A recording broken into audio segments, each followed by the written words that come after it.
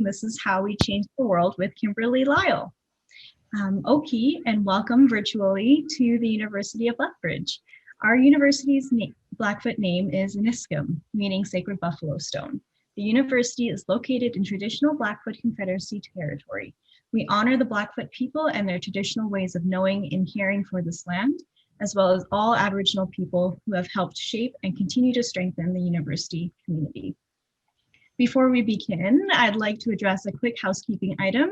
If anybody has any questions throughout this presentation, please put them in the chat and I will answer them, or I will not answer them. I will ask them at the question and answer period at the end. Without further ado, I'd like to introduce Kimberly Lyle, who is a dynamic speaker and award-winning consultant and in-demand instructor who inspires people and changes lives. Born and raised in Lethbridge, at the age of 20, she was given a special Blackfoot blessing on the Trail of the Buffalo, which guides her journey in sharing lessons she's learned about purpose and personal power. A visionary leader, Kimberly is known for groundbreaking actions that truly change the world. She uses her extensive experiences in social community development, tourism, economic development, and history to encourage leadership and change. A YWCA woman of distinction, Kimberly has experienced incredible highs and lows. These range from the fantastic experience of receiving a Governor General's Award to the tragic loss of an employee due to suicide following theft, and supporting her spouse through life-saving surgeries while also navigating the legal system to advocate for herself against a wrongful dismissal.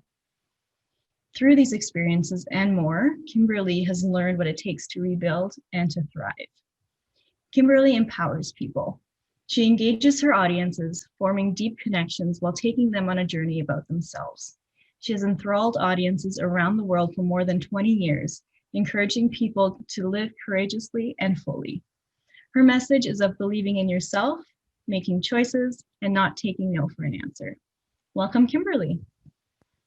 Thank you very, very much. Thank you for that wonderful introduction. Good evening, everybody, and I'm glad to have you here virtually. I hope this next 45 minutes to an hour will be something that inspires you and that you can take some good things away. So this is how you change the world. I chose this title for the presentation tonight because I truly believe that every one of us has the power to change the world. I believe that every one of us is born for a reason, that we are all given gifts and talents and abilities and purpose in life, and that these things matter, and that you matter, and that all of us want to make a difference. I haven't met anybody who hasn't at some point in their life felt like they had something to give, a mark to make on the world. And the world needs you. The world needs all of us to give what we have. So this is how you change the world. And tonight we're going to talk about that. I think that this is a really important topic related to entrepreneurship because entrepreneurs are the leaders who change the world. How is this connected? Because entrepreneurs understand that problems and challenges are really just opportunities to do something different and new, to create something that's a better solution, to do things that are going to help people even more, or to fill a gap that exists.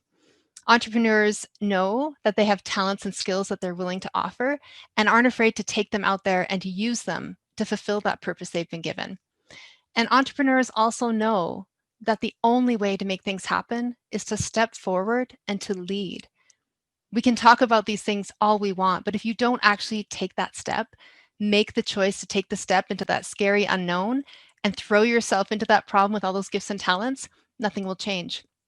So all of this is at the core of who entrepreneurs are and how we be successful. And I think entrepreneurs are the most exciting people to hang around with. They're the ones with the most passion in life, and they are the ones who truly lead worldwide change. So I hope all of you, for whatever reason that you've joined us tonight, can think about how this applies to you because every one of you has something to give.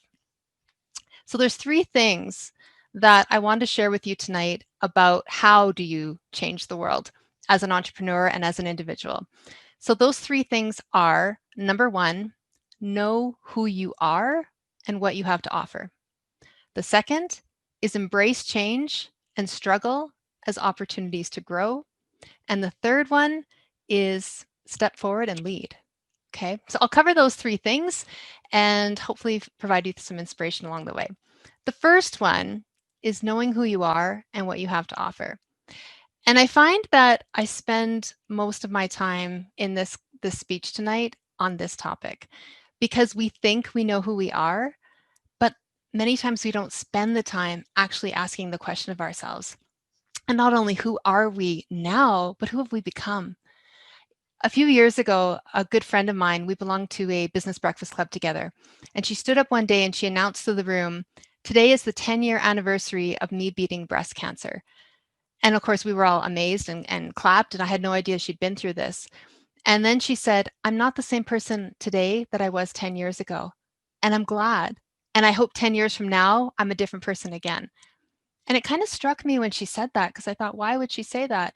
But her whole point was that we're meant to grow and evolve. We're not meant to be the same person that we were 10 years ago, 20 years ago, the dreams we had as a child versus who we are today. We're meant to build on those things and learn from all of our experiences and become even better. So I've tried to apply that in my life. And I find that when we're young, we spend time dreaming. Who do I want to be? What do I want to do? What kind of impact do I want to make on the world? But the older we get wrapped up in life and we sometimes feel like we're just along for the ride. Well, tonight I want to ask you, who are you? Not just the things you think about if you're in school or recently graduated and you put on a resume, right? I have this education, I have this experience, I have these skills. That's important, but it's such a small part of who you are. What makes you cry? What makes you laugh? What motivates you? What fills you with a sense of purpose? Have you ever been on a team and what did you learn from that experience? Did you play sports? Do you love the outdoors? All of these things are part of who you are. And the important part about this is every experience you've had contributed to who you've become, good and bad. Good experiences, things that you love to remember, heartbreaking ones that you wish you could never have lived through. Everything you've done has taught you something about who you are and who you've become. And if you know what those things are, if you know what you've learned from them, then you know who you're bringing to the table every time you step into an opportunity. You have to know those things about yourself, what the strengths are, what your experiences are that are unique to you that nobody else has, because that is what makes you valuable. That's what allows you to know where you can shine and where you can contribute in the best way. So let me tell you who Kimberly is. If you would have told me as a child that I would one day be a motivational speaker, an instructor, a consultant, I would have laughed at you. I never expected to be any of those things. I grew up here in Lethbridge, and I was a shy, chubby little girl, the oldest of three girls. Um, I was the kind of kid that was really smart and wanted to put her hand up in class, but sometimes was afraid to because I also got teased on the playground and I didn't want to be laughed at again. I tried to play sports at recess, but I wasn't very good at them. I remember one time clearly kicking the soccer ball into my own team's goal and um, hearing about it for quite some time afterwards. It was a long time before I tried to score again. And these experiences, I think many of us have had. There's not a person in this Zoom that hasn't been teased, hasn't had difficult experiences growing up, but they do shape you. My parents were divorced when I was 6 years old. I had to grow up pretty quickly. And our family situation was tough at times. We struggled with having, enough money. Things were good, I had food to eat and a roof over my head, but I never had the right clothes. I never fit in. And you know what it's like to be that age where you just want to fit in, but you don't.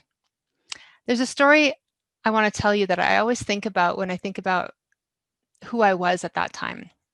I was about 12 years old in this story, and my now husband had been a friend of the family, and he was over one weekend.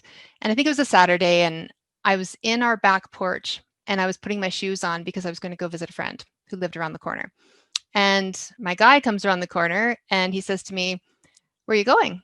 And I said, "Well, I'm just going to go visit my friend." And he looks down and he says, "You're wearing those shoes?" And I looked down and I said, "Yeah." And he says, "Kimberly, you can't. Your toes are sticking through the top of them." And what had happened was at that time in my life, at the start of each school year, my mom would take us shopping for school clothes, and we got one pair of shoes. And that pair of shoes was supposed to last us the entire school year. Well, it was spring and my feet had grown, and yeah, my toes were starting to pop up through the top of my shoes. So I said to him, well, they're the only shoes I have. I have to wear them. And he looks at me again. He says, Kimberly, you can't wear those shoes. And I'm starting to get mad, right? I'm thinking, they're the only shoes I have. I have to wear them. So get out of my way. He says to me, are those really the only shoes you've got? And I said, well, yeah. He says, you know what? Call your friend. I'll take you shoe shopping. So I'm excited. Of course, I want to go shoe shopping. So I call my friend and we go jump into his truck and we drive over to the sand store. And we walk in and I go to the shoe section and here is this wall of shoes. And I'm super excited because I can't even believe this is happening. So I walk over and what was really popular at that time were these slip-on running shoes. So I go over to the white ones, which is what I had been wearing. And I put on the next size up and yep, they fit and they look exactly like the ones I just had. And I'm thinking, okay, that's great. And then I think to myself, well, maybe I should get black ones instead. Because, black's more versatile. It'll match everything. It's probably more practical to get black. So I go try the black ones on. And yeah, they fit and they're fine. They're kind of boring, but they'll do the trick. And then I look over and I see white ones with stars on them. And I think, I have never had fun shoes in my whole life. So I'm just going to try these on. So I try on these white shoes with stars. And then I look next to them because these are so cool. And I see black ones with polka dots. And I'm just having so much fun at this point, thinking, I know I can't have these, but I just want to try them on to see what they would look like. So I try on these black shoes with polka dots. So then I go back to the white ones because I'm still trying to decide between white or black. And then I try on the ones with polka dots again. And this goes on and on. So I'm sure an hour has passed. At one point, my guy comes back into the shoe section. He says, Kimberly, what are you doing? And I said, well, here's the situation. I don't know what to get. Like, I could get the white ones like I had, and summer's coming, so that would make sense. But black is more practical. It'll go with more things, but it's kind of boring. Oh, I really would love to have shoes with polka dots or stars on, even though I know it makes no sense at all, but it would be so much fun. And I'm overwhelmed. And he says to me, Kimberly, stop. And I think, uh-oh, now I'm not going to get any shoes. And he says the words I will never forget. He looks at me and he says, get them all. And I think, get them all? He says, yeah, get them all. Let's go. So I grab these shoes and I walk to the till and I put them on the counter. And I am the happiest girl in the whole world. And I think he's the most amazing guy in the whole world. And that memory, when the cashier rang those shoes through, they cost $2.99 a pair. And I love that memory because there was a time in my life I didn't have $2.99 to buy myself a pair of shoes. And there was a lot of times in my life I didn't have $2.99 to go towards any of the things I needed or wanted. And what's hard about that is when you want so badly to be more than your circumstances, it hurts. It eats you inside. It takes so much of the joy out of your life. When you know you have so much more to give and there's barriers outside your control that stop you, it's the worst feeling in the world.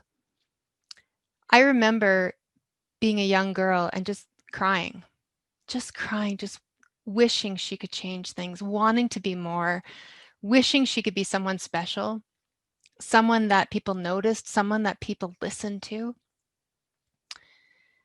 And it was hard going from that place, knowing what my life was going to be like. If you would have talked to my high school teachers and said to them, what's Kimberly like? What do you think she's going to do with her life? They would have said to you, oh, Kimberly, she's just fine. Kimberly's a good girl. She gets good grades. She's smart. She doesn't make any trouble. Kimberly's going to be just fine. She's going to go far in life. She'll be just great. But if you would have asked me what I thought of myself at that time, I would have told you two words, that I was fat and that I was ugly. because I had heard it enough times, and that's what my brain told me when I looked in the mirror.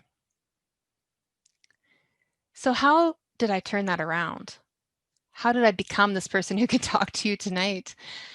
Well, in grade 12, I was lucky enough to apply for a youth exchange program through the Lions Club. It was their first time doing it in the community. I saw a poster, I took a chance, and they picked me. And I spent that summer living in England for 7 weeks with 4 different host families in 4 different communities, sponsored by 8 different clubs over there and 4 clubs here in Lethbridge. It was an experience that absolutely changed my life. The funny thing was, they kept telling me, you do understand this is not a holiday, right? And I knew that, but I didn't really understand what it was. I just knew I wanted a chance to do something and to be someone. I recall on the airplane flying over, thinking to myself, this is such a huge opportunity. You may never get a chance like this again to travel, to do something that matters. What is your goal? And so I set the goal for myself that I wanted to be the kind of person that when I left a community, people would be sad to see me go. That was my goal. And I could spend our whole time together telling you about that trip. I won't, but it was amazing. I learned 3 really important things on that trip. The first one is I started to learn who Kimberly truly is. You know, when you travel, and many of you maybe have, and maybe some of you have been on a youth exchange, but it's hard. Everything's new. The first time I went to meet a new family and learned their routines and learned where the cereal bowl was and started to become part of their family and fall in love with their family. It was great. And then a week and a half later, I had to leave and start all over again. That was hard. But in those moments, I started to realize I'm tough. You know, it's okay. It can be hard to love people and leave them, but I'm learning that I can do it. And it doesn't mean goodbye is forever. It just means that here's an opportunity to do the next thing. Whenever I was homesick or tired, I remember one night in particular, we'd gone to London for the day. I was staying in a house with another student from the United States, and we got home and we were exhausted. And we were just looking forward to having the night to relax. And then our host mom said, get in the car, we're going to Stonehenge. And my first reaction was, oh, I'm so tired. I don't want to go to Stonehenge. And then I caught myself thinking, and I thought, are you kidding me? You don't want to go to Stonehenge? You know, in those moments when you're tired, you're overwhelmed, you feel like you're unprepared or you're out of your element, that's where you got to suck it up and just jump because the opportunity is right in front of you. It may not come again. So all these things I was doing, sometimes families would have a day of activities planned for me, the Canadian girl, to go see the community and meet people. And I would go and I would be thinking, what do I wear? Because I'm going to show up at something dressed wrong because I don't have time to come home and change.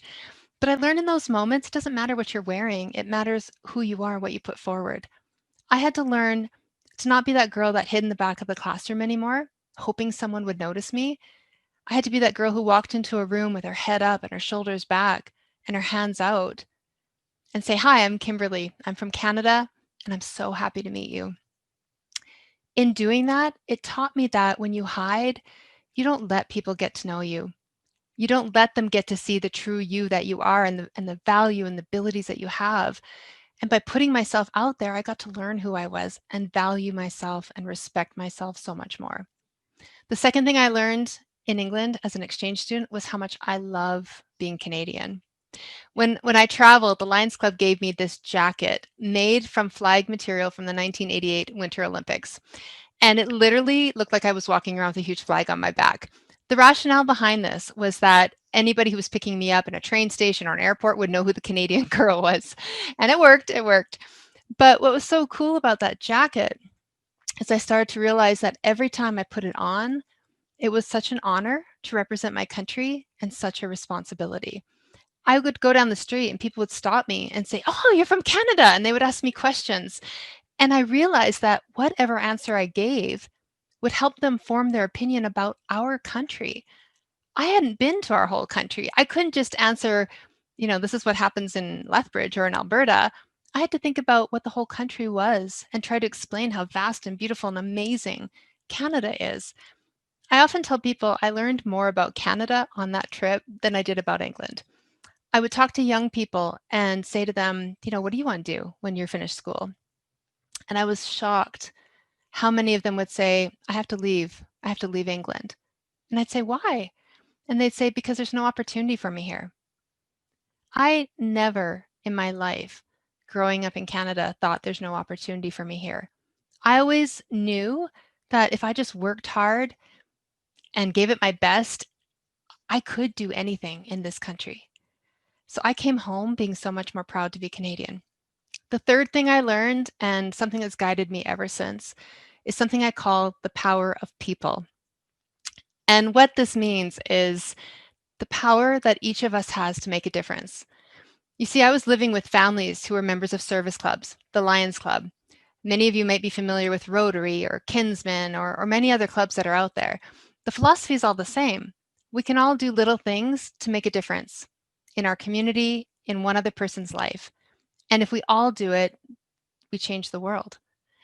I saw it in action. I was living with families who cared about their neighbor and their community.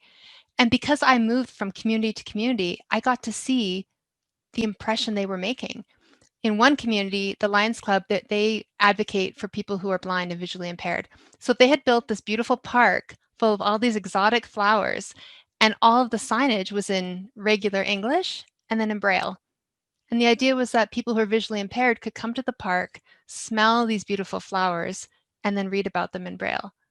In another community, the Lions Club there did a pub raffle every week for beef, and half of the beef would go to whoever won, and the other half would go to a family in need. Another community, they were doing parking and garbage cleanups, right? Like we do on the roadside. Little things, little things that everyday people just like me were doing. But as I traveled, I saw how each community was a better place because of their efforts. And because I got to go to a whole country, I could see how a whole country was better because of their efforts. And when I came home, I realized there's Lions clubs and Rotary clubs and Kinsmen clubs all over the world. The world is a better place because people just like me were doing little things every day to make a difference. It was so empowering for me as an 18-year-old to realize that I could be part of something so much bigger than myself, that I didn't have to have all the solutions to world problems. I just had to be part of something. I just had to do what I could do on a regular basis, and I could fix some of those problems, and I could be part of changing the world. So these things were huge in forming my life. When I came home, I went back to college, or went to college, got my business administration diploma with honors. I started volunteering like crazy. I joined the Canada Day Committee. I joined the Lions Club. I actually volunteered for the Lions. I wanted to give back and ended up being connected to this Lions leadership camp that had just come to Lethbridge. And for 15 years, I served as a director and got to take students from all over the world who came to Waterton and teach them leadership skills and inspire them to go out and change the world. I joined the YWCA. I basically did anything I could where I felt I could make a difference. And I felt so empowered that I finally had all these opportunities to do something meaningful with my life. I started working in entrepreneurship. My first job was working with Community Futures as a youth entrepreneurship support person. And then I got a job in marketing and public relations in the tourism region. And this was so exciting, right? By the time I was 26, I was the CEO of that organization. And what a feeling to think that I had accomplished that. I was getting awards, I was being involved in my community, I was a CEO. And this organization worked with 40 different communities throughout Southern Alberta. We did marketing, we did development. I worked with small museums and big hotels and restaurants, and everybody had the same vision of, we want to give visitors an experience of what it's like to love our communities the way we do. It was such a perfect fit for me. So here I was, riding high, being happy with life, achieving, feeling like I was on my way. A year and a half into being CEO, disaster struck. I got a call one day from the bank, and the bank manager was rather condescending to this young CEO, saying, Kimberly, you can't write checks if there's no money in your account. And I was shocked. I said, what do you mean there's no money? Well, we have 3 checks that are about to bounce. I said, never mind, hold on. I'm going to grab my finance manager. I'm coming down to the branch. We'll figure this out. There's got to be a misunderstanding. Well, my finance manager at the time, we were a small team, and she was going through some very difficult personal things in her life that I was trying to be supportive of. But I noticed her work had been maybe not as reliable as it should be. She assured me she had just forgotten to deposit some checks. We went down to the bank, we sorted it out. I thought it was taken care of. A few days later, I got another call. And so at that point, I thought, something's off. And the way the organization had run, there was always a time of the year where we got low in our account, but then we would refill it the next month. And that's where we were. So I called the bank back and I said, you know what? We have a GIC. Why don't you just transfer that into our main account? That'll cover us for now. We'll figure it out. And then we can put it back into savings later. And the account manager said, you don't have a GIC. I said, yes, we do. She says, no, you don't. It was cashed in a few months ago. And my heart started to pound. And I said, on whose authority? She said, yours. I said, I never gave you authority to cash that in. She said, I have a letter with your signature on it. I said, I never wrote you a letter. She said, you better get that down here now. I drove to the bank, walked into the bank manager's office, and across the desk was a folder. On one side was a signature card with my signature. On the other side was a letter. And from across her desk, I said, I can see from here that those signatures do not match. She looked down, she looked back at me, and she said, we'll call the police. You better get back to the office and call your lawyer. Have you ever had a moment in your life where you knew everything was about to change?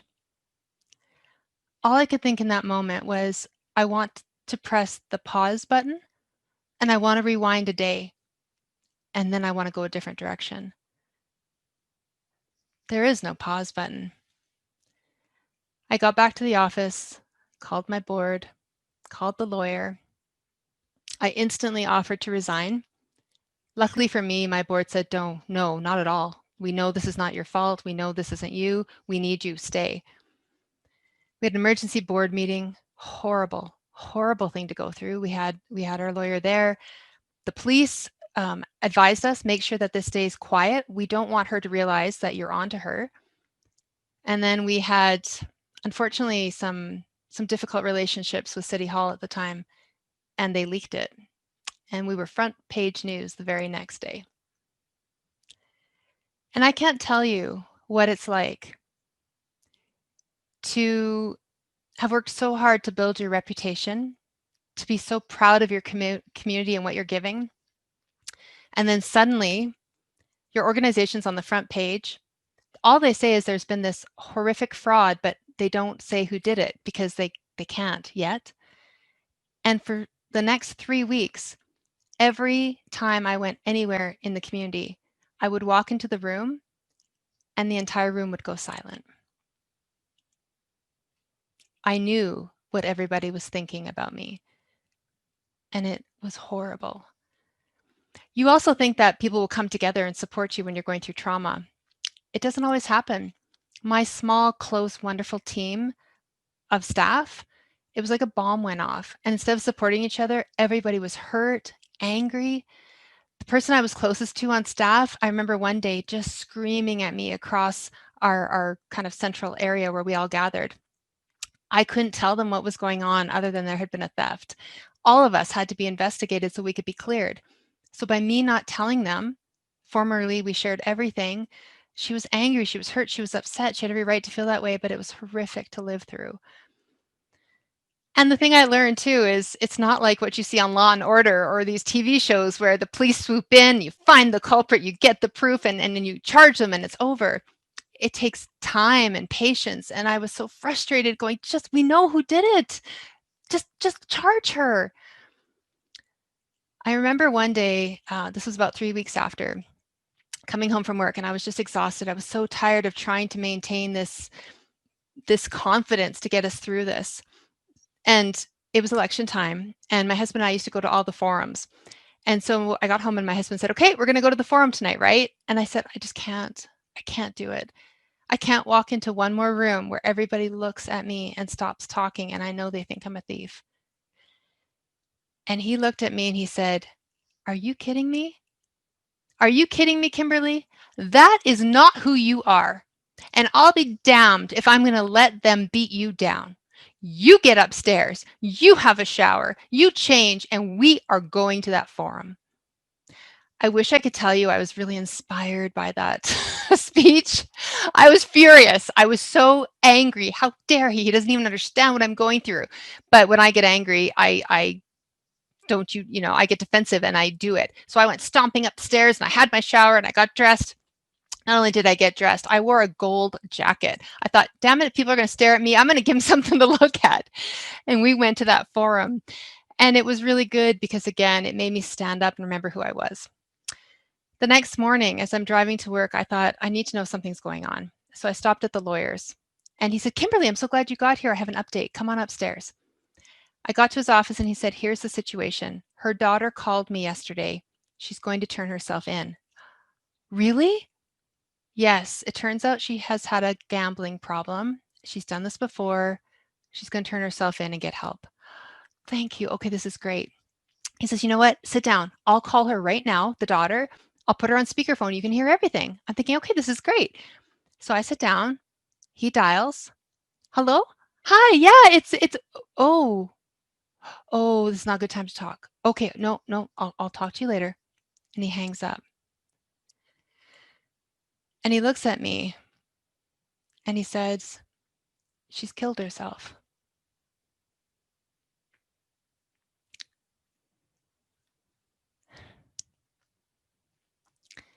And I just remember thinking, why didn't she call me? I would have helped her. It's a weird thing to be so angry at someone who has done something that hurt you so badly. And in that minute, all I could think is, why? Why would you make that choice? I stood up and the lawyer said to me, you better get back to the office before the media show up. I made it to my car before I started crying, called my husband. He says, don't go anywhere. I'll come get you. And I'm like, no, I gotta get back to the office. I gotta tell my staff. We had just started talking to each other again. I'm thinking, oh, no, this is gonna wreck it. I got to my office. I pulled everybody into my office and I said, I don't know how to tell you this, but she's killed herself. I'm waiting for the yelling to start. Instead, there was dead silence.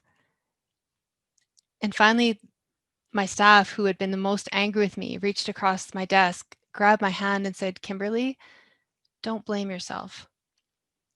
And it kind of surprised me because I said, well, I don't think I will. And she just said, Kimberly, I know you. 2 minutes later, there was a knock on my door. The police had arrived. My staff leave. They come in and they said, we have something to tell you. And I said, I already know. Oh, okay, great. We've got victim services coming. They're going to help you with counseling. He hands me a piece of paper. This is the press release. It's going out in a half hour. We need you to be prepared for when the media arrive. And it was a crazy experience. Victim services arrived, thank God. We all went in and got some counseling, which I wasn't going to do. I didn't think I had time, but my husband showed up. You need to get in there and have counseling too. It helped.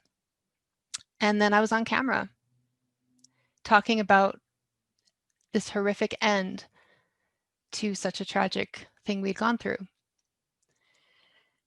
And then the real work started, because here I was, the CEO of an organization that was bankrupt. All these communities relying on us, a 35-year history, and it had gone bankrupt under me. We didn't even know if we could keep the doors open. We couldn't even make payroll. And I had to go to my board, and everybody was angry because we couldn't blame the person who had caused the grief and the trauma. We had to move forward, and with what? What we did was we did a lot of soul searching. We talked to a lot of people about, should we try to rebuild? And we finally figured out, yes, there was a purpose for us. There was a reason, and we did. The first year that we had our AGM after that experience, the auditor stood in front of the room and said, this organization is in trouble, and all of you who are members or supporters need to get on board or they're not going to make it. I can tell you I learned something really important from that. That was the worst thing he could have said, because people love to be on a winning team. They don't like to be on a sinking ship. The next 2 years, we worked our butts off. I worked 24/7. but we were really clear on our purpose. We redid everything in our organization, that if we'd done it before but didn't meet our purpose, we didn't do it any longer. We were very clear on what we were there to do. And 3 years after the fraud, that same auditor stood in front of our AGM and said, "I have never seen a turnaround like this in my entire career." By that point, we were leading the country in developing some new tourism initiatives. University of Guelph wanted to do a case study on us. The Canadian Tourism Commission was a partner. The Travel Alberta was a partner. I had expanded, doubled our budget, doubled our contracts. I had revolutionized the organization. And so I tell you all this, right? I started by saying to you, who is Kimberly? I have many stories and we don't have time to share them all, but I am my successes and I am my heartache and my failure. I know what it's like to go through trauma. I know what it's like to feel hopeless. I know what it's like to see a mountain in front of you that you don't think you're equipped to climb, that you feel exhausted and overwhelmed, and that you don't know if anybody's going to be standing there cheering you on. But I've done it. And that experience makes me one hell of a speaker and a consultant, because I can help other people through that now. All of your experiences, be they successes or losses, be they teamwork, whatever they are, make you who you are. And so know who you are. Don't be afraid to take everything you've learned, the good and the bad, and bring it to the table, because your experiences make you unique, and that makes you powerful if you find the right opportunity. Which brings us to my second point. That is, learn to embrace struggle, learn to embrace change, and see opportunity. See challenges and problems as opportunities to change. All of us right now are living this, okay? Everybody in the world, we're sick to death of hearing about COVID, but it has changed our lives, not by choice. We're all adapting, and we've all had to struggle. None of us are getting out of this without some difficult times. But that's where the opportunity lies, right? Here we are tonight. I'm sitting in my home office, broadcasting to you wherever you are. You may not have been able to attend this if it was in person, right? You may not have even known about this opportunity. Maybe you're in another community. The people putting this on saw a gap, saw a challenge, a problem, and they found a way to fix it. And I'm pretty sure that going forward, even if this becomes an in-person live event in the future, it'll still be broadcast, because the potential to reach more people is so much greater, right? Entrepreneurs see problems and challenges as opportunities to change, to improve, to make the world better. And that's what we need to learn how to do.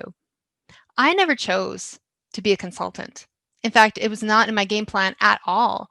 But I just told you this amazing story about revitalizing this organization and having it being one of the most outstanding ones in the country. About 4 years after that, a person got elected to my board of directors who started to intimidate me and use some harassing behavior. I went to my board about it. I went to the police about it. I stood up to it. And I was told I needed to learn how to live with it. And when I said I couldn't, my position was terminated. I was fired.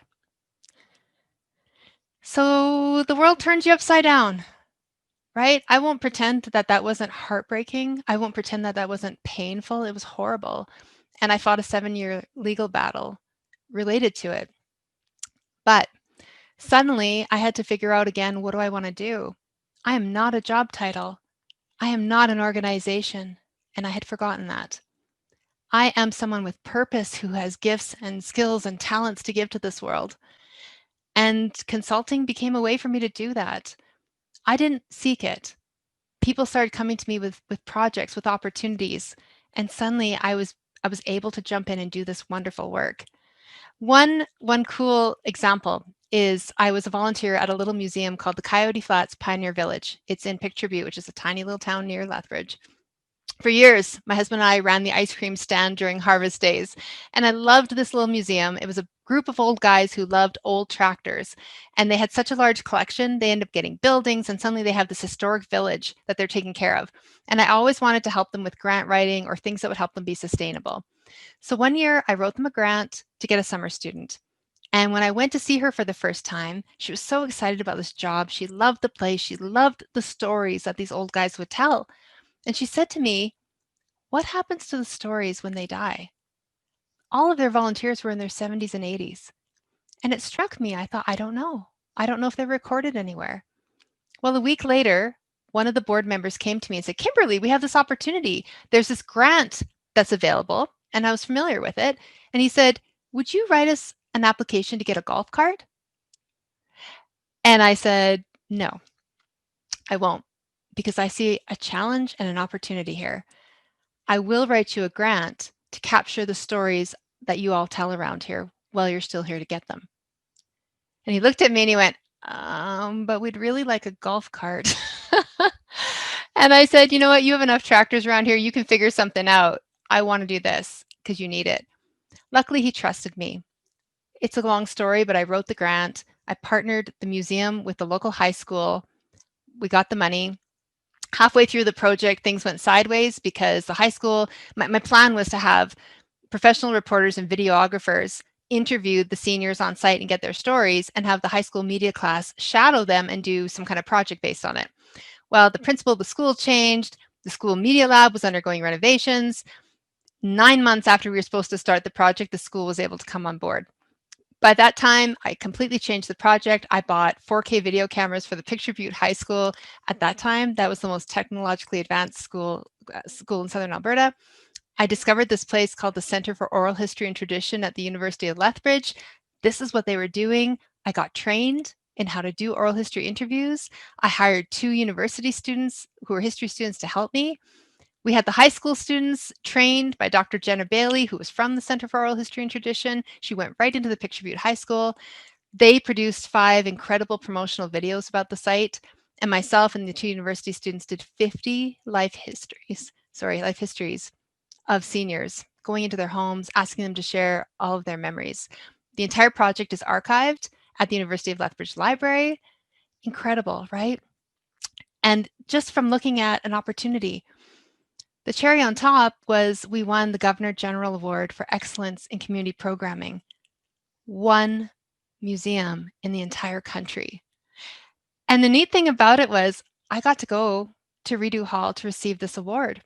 So amazing experience. My whole life, I wanted to meet the Queen. Well, the Governor General is her representative. So this was as close as I was ever going to get. So I remember the night we were packing to leave, my husband and I, and my husband comes around the corner. He says, "So what are you going to wear for the ceremony?" And I said, "I don't know. It's a formal event, probably a black dress." And he says to me, "Why don't you wear your Canada flag jacket?" And instantly I had this ripple of fear go through me. You'll remember my Canada flag jacket I wore all throughout my youth exchange in England. Well, that jacket became more. It became a symbol of so much else that I did in my life. When I was on the Canada Day committee, I wore it. I wore it to Remembrance Day ceremonies. When I went to Australia for the Worldwide WCA conference, we wore those jackets. When I became a CEO, I made that jacket our uniform, and we wore those jackets every day all over North America. And when I got fired, they threw the jackets away. And I hadn't had the courage to wear it since, because something that I had loved became a symbol for me of shame, of being thrown aside.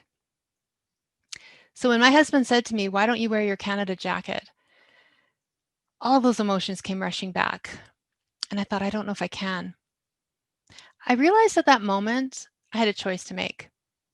I could either go back to being that little girl afraid to put up her hand in the classroom, or I could put my jacket on and step forward and embrace the struggle and grow and be Kimberly. I wish I could tell you in that moment I made that choice. I didn't. I said to him, "I'll pack it and see how I feel when we get there." Well, the morning of the ceremony, I didn't give myself a chance to think about it. I just put the jacket on. I got down to the hotel lobby where there was a number of different awards being given, and all the recipients are there in their black dresses and their black suits, and here's Kimberly with her flag on. When we got to Redo Hall, they put all of us recipients in a separate room, and then when it was time for the ceremonies, they marched us in, and of course all of our family and friends are in the crowd.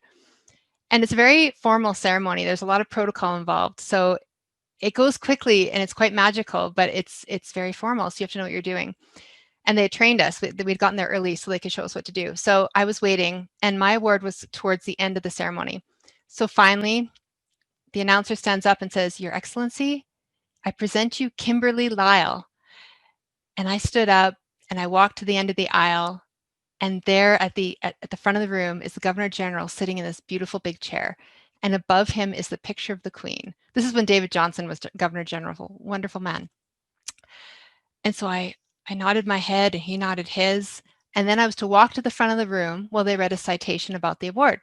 So I'm standing there and they're reading. It was actually a cute moment. The announcer was French, and he talked about this magnificent project in Picture Butte. Picture Butte. And so I wait till he's finished, and then I'm supposed to walk over to the side of the room where the Governor General is waiting to receive the award. So I walk over and everybody's clapping and I'm smiling, and I walk over to the Governor General and I shake his hand, and he leans over and he says, "Kimberly, I love your jacket." And I was so surprised. I said, "Really?" And he says, "Yeah, you know what I want to do?" And I said, "What?" He says, "I want to go stand by the flag and get our picture taken with you in your jacket." And I'm thinking, "Okay." And he goes, "Never mind. We have to stay right here. Look at the camera." And I look over and they click. And if I can share my screen with you, I can show you what that picture looks like. Oops. And so I love looking at this picture because literally he just told me that, right? And I looked over and click, there we are. So as soon as that was finished, then I was to walk over to the podium and give a speech about the award. Now, you've heard me talk. I'm already over time, I think, or I'm going to be. And they had told me I got 100 words. I had to send in my speech 6 weeks prior to. So here is me giving my speech and talking about how young people in this project fell in love with their community, and how 93-year-old May cried as she told me, "I thought when I died no one would remember me, and now I'll be remembered forever." I finished my speech and I go to sit down, and I'm just sitting down and I'm just thinking, "Okay, I've done it. It's great." The Governor General breaks protocol, jumps out of his chair and says, "I just need to tell everybody how much I love Kimberly's jacket." And the whole room's looking like, "Okay." And his aides are going, "What is he doing?" So he sits back down. There's one more award to give. They give it. And then the last thing we're going to do is sing "O Canada." So we're all waiting for our cue to stand up and sing "O Canada." The Governor General breaks protocol again, jumps out of his chair and says, "I want to ask Kimberly Lyle to come to the front of the room, stand by the flag, and lead us in the singing of "O Canada." And in my mind, I'm thinking, oh, he's just joking again, right? And suddenly I start to look around and the whole room is looking at me. And I think, he's serious. Oh my goodness. So I take a deep breath and I stand up and I go to the end of the aisle, and there's a Mountie standing there who's supposed to be singing "O Canada," and he escorts me to the front of the room, and we led the singing of "O Canada" in front of the Governor General under the picture of the Queen. I have never been so proud. This picture is a little funny because they sang the national anthem in both French and English, and during the French versions, I had to kind of fake it a little bit, but I still sang my heart out.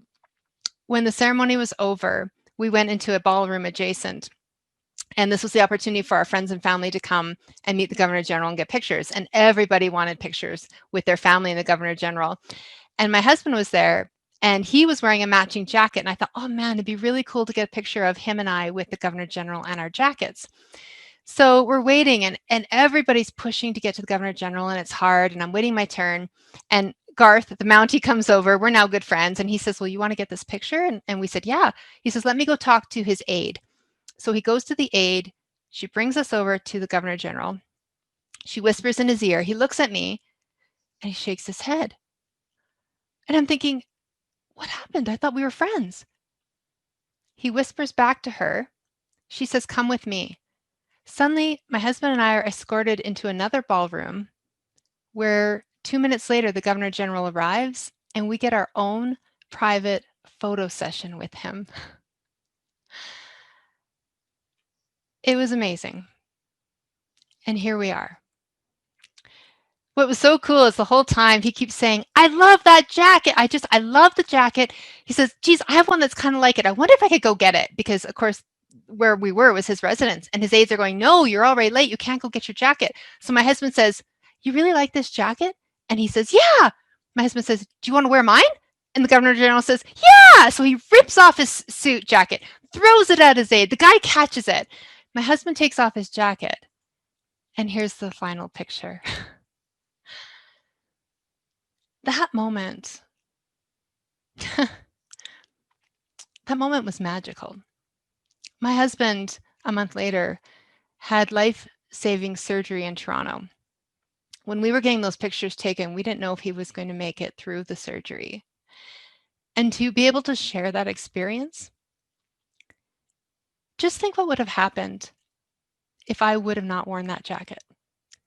Just think of what would have happened if instead of embracing the opportunity to take on this project, instead of seeing a gap and an opportunity and jumping on it and writing the grant and making the project happen and making it bigger and better than it was planned and winning this award, what would have happened if I would have just stayed broken? You have to embrace the struggle. It hurts and it's hard and it sucks, I know. But when you do, you grow and you do things that matter and you achieve and you go beyond what you thought you could be. And this experience for me is the result. I'm just going to see if I can stop sharing the screen. Okay. The final piece is that you need to step forward and lead, because you can know who you are. You can do all that hard work I've just talked about. You can figure it out, what you have to offer the world. And you can identify that gap and you can see the problems and you can see the opportunities. But the critical part is then you have to step forward and lead. You have to actually do something about it. Because if you don't, the opportunity's missed. All those things you're meant to give aren't being used. And that is a shame. When I was quite young, when I was in my early 20s, was asked to join the board of directors of the YWCA. I'd been given a Women of Distinction award, which was such an honor, and they asked me to join the board, and I said, okay. I didn't know much about the organization at the time. My very first meeting, the CEO comes in and says, the World YWCA has a conference every 4 years where countries from all over the world come together to solve global problems. We're looking for there's a call across Canada to find the delegates for the next conference. There's 4 seats for young women, and I think Kimberly should apply to go. This is my first meeting. I'm literally thinking, I don't even know anything about this organization, and you think I should apply to go to the World Council? I was intimidated and overwhelmed, but I thought, well, if she believes that strongly in me, I guess I'll apply, having no expectations of being selected. I was. I was one of 10 women in Canada that got to go to Australia for the World YWCA conference. Amazing experience. 10 days, 1,000 women from 100 countries trying to solve the problems of the world. As Canadians, we had a special role to play. They told us many of the women that are here have never voted in their lives. They don't get to participate in democracy. Canada is the country that is trusted to maintain democracy at this conference. So in every session we went to and everything we did, we were volunteered to be the parliamentarians, the note keepers, to be the people that made sure that everybody's voices got heard and the work got done. Huge honor, huge responsibility. So yes, our entire team wore those Canada jackets and we did our jobs.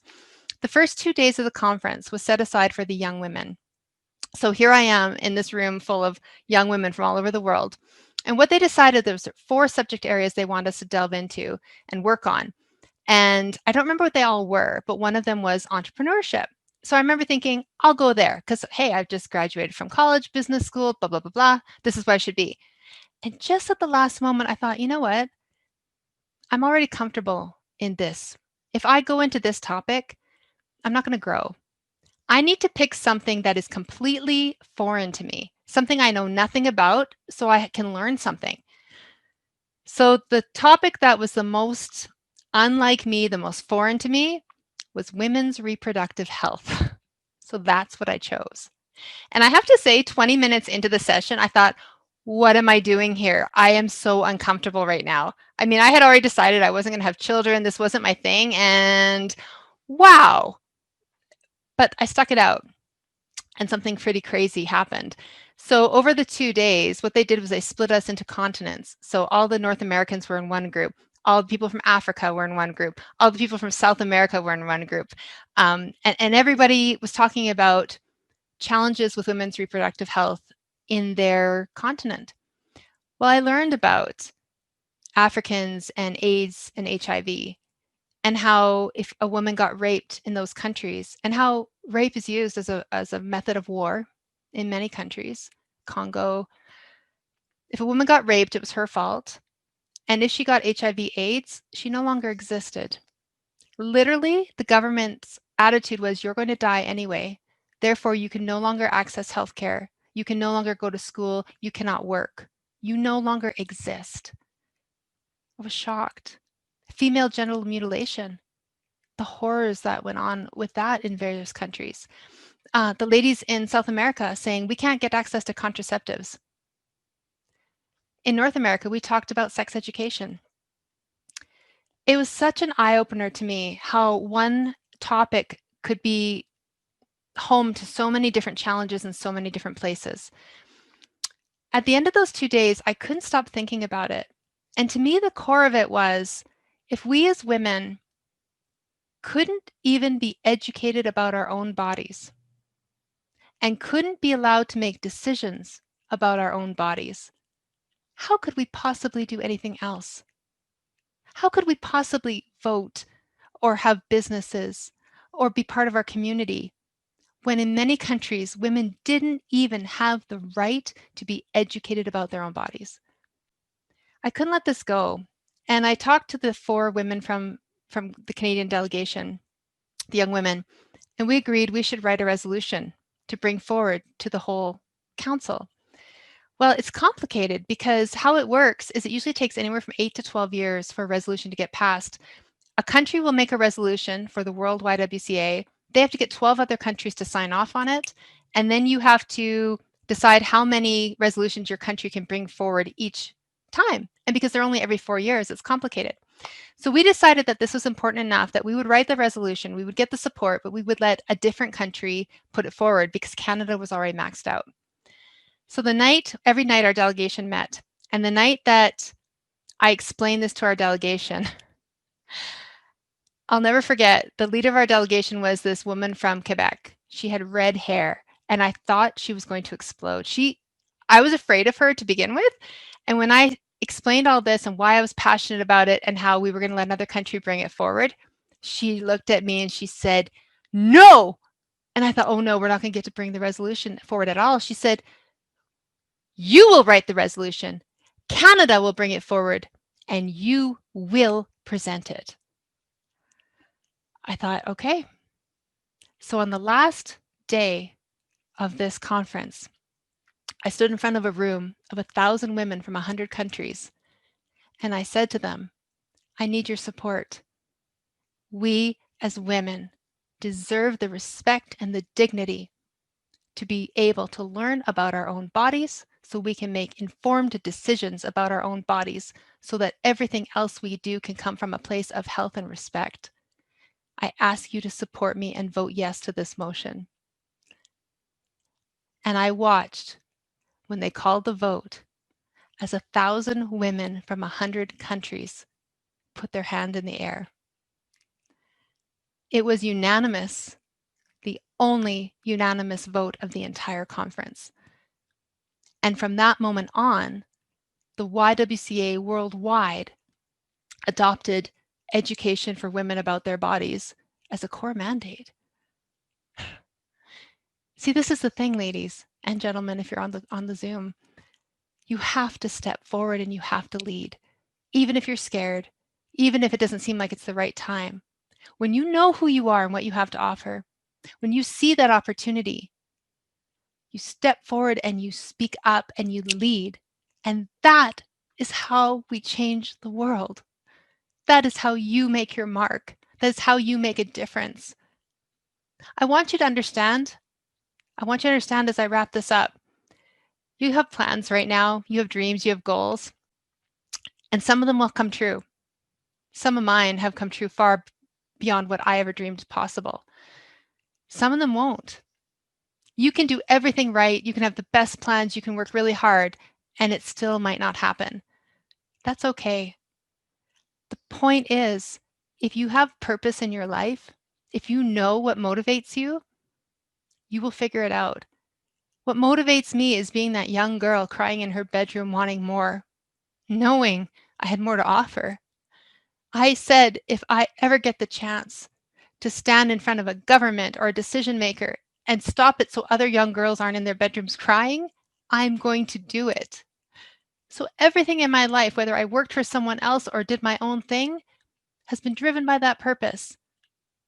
So if you know what you bring to the table, if you embrace struggle as an opportunity to grow and look for opportunities to take problems and turn them into something amazing, and then step forward and lead, you will fulfill your purpose and you will be an incredible entrepreneur. I wish you all the best, and I thank you for listening to my story. Wow. Thank you so much. That was an incredible presentation. Thank you. Thanks, Layla. If anybody has any questions, please put them in the chat and we'll read them out. We do have some already. What is your advice to change the perception of what we see when we look in the mirror? Oh, I love that question. I love that question. Okay, thank you. Um, you have to tell yourself. You have to be honest with yourself. Okay. When I used to teach at my leadership camp, I would often tell my students, if I were to draw a picture of you and you were to draw a picture of you, mine would be better. And I can't draw. It's because what we tend to do is we look in the mirror and we see everything we hate about ourselves, right? You hear those old voices telling you, oh, I'm fat, I'm ugly, I'm not smart enough, my jeans don't fit properly, I was stupid to do this, right? We constantly put ourselves down. And you need to understand that when you do that, you're lying to yourself because all you're doing is telling yourself the things that other people have told you that are either incorrect or telling you things about yourself that are putting you down. What you need to do is stand in front of that mirror and say, I'm strong. I'm beautiful. I care about people. I'm a wonderful listener. I cry sometimes because I hurt when the world hurts, but that means I'm a caring person and I want to do something about it, right?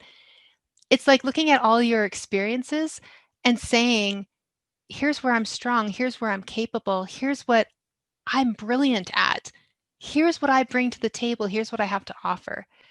And you have to do it because as much as other people will tell you that, I can tell you for years, every time I gave a speech, every time I walked outside the door, my husband would say, Kimberly, I love you. No, be smart, be happy, you're beautiful, and I love you. And when he first started it, I used to think, I'm not smart and I'm not beautiful. Why are you telling me that? But eventually I started to believe it, but ultimately I had to see it for myself, right?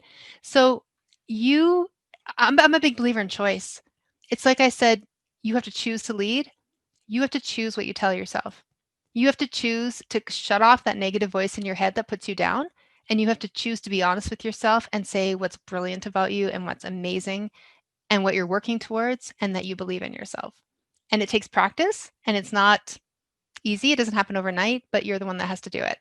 I sometimes tell people, if you're hearing that negative voice, would you ever say those things to a friend? No, right? You would tell a friend how amazing they are. So respect yourself and love yourself the way you would a friend and talk to yourself in that voice. Thank you. One more question. Yeah. Who inspires you and why?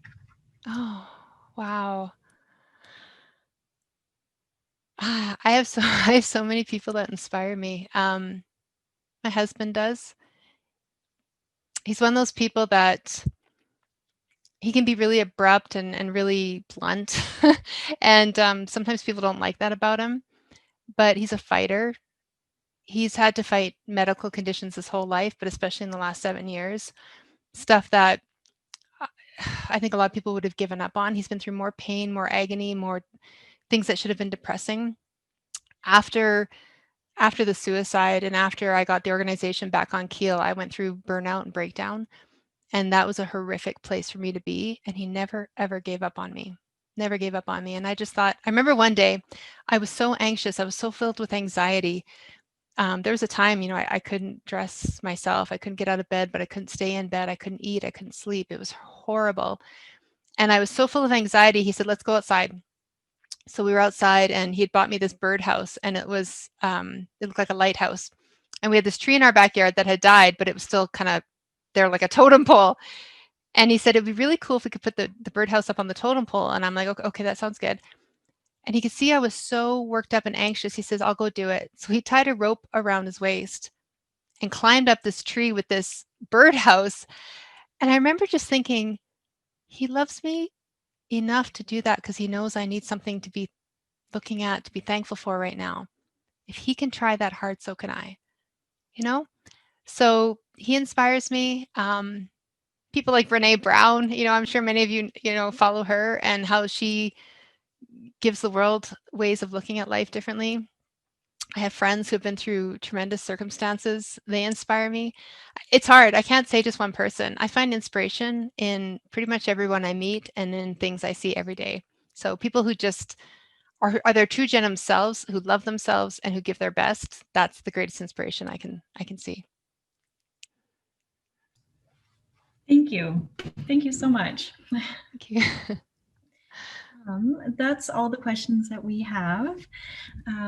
So thank you once again for your talk. And it will remain on the Facebook Live on the Dillon School. So if anybody wants to go back and take a look, it'll be there. So thank you so much again for your talk. And I hope everybody has a great night. Thank you. Thank you, everybody.